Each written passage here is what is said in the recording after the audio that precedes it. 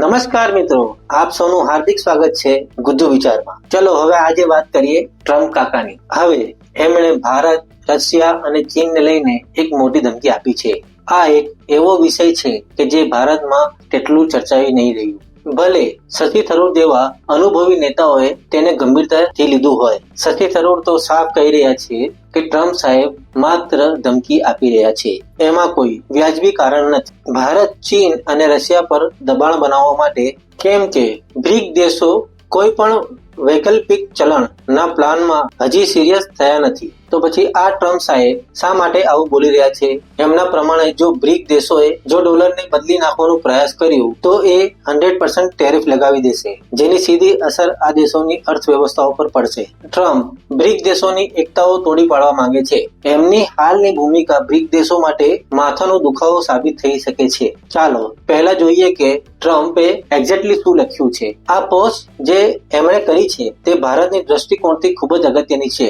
ટ્રમ્પે કહ્યું છે કે બ્રિક દેશો ડોલરથી દૂર જવા માંગે છે અને એમની નજરે આ ક્યારેય શક્ય નથી। બ્રિક હવે માત્ર 5 દેશોની સંખ્યા નથી, એમાં 10 સભ્ય દેશો થઈ ગયા છે, જેમ કે બ્રાઝિલ, રશિયા, ભારત, ચીન, દક્ષિણ Africa, Egypt, Ethiopia, Indonesia, Iran અને યુએઈ। આટલું જ નહીં પણ બ્રિકની સભ્યતા મેળવવા માટે અનેક દેશો લાઇનમાં છે, એટલે કે બ્રિક્સ મોટું થઈ રહ્યું છે અને આ વાત ટ્રમ્પ સાહેબના ગળે ઉતરે એવું લાગતું નથી। હવે એમનું નિવેદન જુઓ। એમણે બ્રિક્સ દેશોને શંકાસ્પદ દુશ્મન કહ્યું છે અને મજાની વાત એ છે કે પહેલા પણ એમણે ભારતને ચીન, રશિયા સાથે ગોઠવી લીધું હતું। ટ્રમ્પ સાહેબ માંગે છે કે બ્રિક દેશો લેખિતમાં ખાતરી આપે કે ક્યારેય બ્રિક્સ ચલણ બનશે નહીં અને કોઈ પણ નવું ચલણ અમેરિકન ડોલર સામે ઉભું નહીં થાય। પણ શું આ શક્ય છે?